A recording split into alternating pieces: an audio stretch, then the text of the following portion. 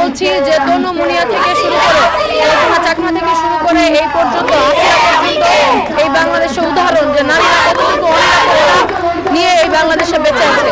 আমরা বলছি যে এই যে বিচারহীনতার সংস্কৃতি এই সংস্কৃতিকে ভেঙে দিয়ে প্রত্যেক ধর্ষণ এবং নারী নিপীড়নের ঘটনার বিচার তৈরি করতে হবে এবং সেই বিচারের দাবিতে নারীদের জন্য নিরাপদ নগরী, নিরাপদ বাংলাদেশ গড়ে তোলার দাবি নিয়ে আজকে নারায়ণগঞ্জে শিক্ষার্থীরা আমরা শহীদ মিনারে অবস্থান নিয়েছি। আমরা কিছুক্ষণ পরে একটি মিছিল করব এবং এর বাইরে আমরা নারায়ণগঞ্জ কেন্দ্রে শহীদ মিনারে অবস্থান করব। আমরা নিশ্চিতভাবে নারায়ণগঞ্জে এই কর্মসূচি অব্যাহত রাখতে চাই। আমরা এই আহ্বান রাখতে চাই নারায়ণগঞ্জের সকল নারী যে প্রতিনিধি আছেন কিংবা নারায়ণগঞ্জের যে সকল নারী শিক্ষার্থী আছেন তার পাশাপাশি যে পুরুষ শিক্ষার্থী আছেন তাদের জন্য আমরা আহ্বান রাখতে চাই।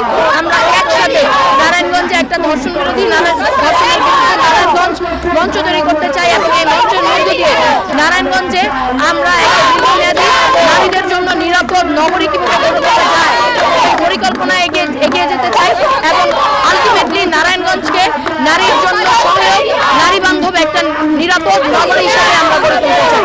আমরা বলতে চাই এই ধর্ষকের বিচার নিশ্চিত করতে হবে, ফাঁসি নিশ্চিত করতে হবে, তাও হচ্ছে যাতে ভবিষ্যতে বাংলাদেশে এই ধরনের কোনো ঘটনা না ঘটে কিংবা নারীরা নিরাপদে চলতে পারে। আমরা বাংলাদেশে নিরাপদে চলতে চাই, আমরা নারায়ণগঞ্জ কলেজে নিরাপদে চলতে চাই, আমরা নিরাপদে থাকতে চাই এবং নিরাপদে নারায়ণগঞ্জ দেখতে চাই। আমাদের শিশু থেকে শুরু করে আমাদের মা বোন যারা আছেন তারা হচ্ছে নিরাপত্তাহীনতায় ভুগছে।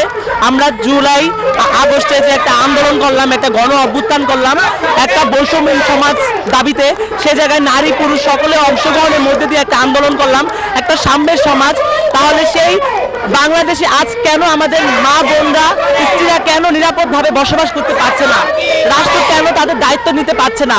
আমরা এই পুরুষতান্ত্রিকতা যে ব্যবস্থা সেটা ভাঙতে চাই এবং আমাদের প্রশাসন আমাদের নারী এবং বোনদের যে যে ধরনের ঘটনাগুলো ঘটছে, সারা দেশে তোলপাড় চলছে, যে ধর্ষণ হচ্ছে, সেই ধর্ষণে যারা যুক্ত আছে তাদের বিচারের দাবি জানাচ্ছি।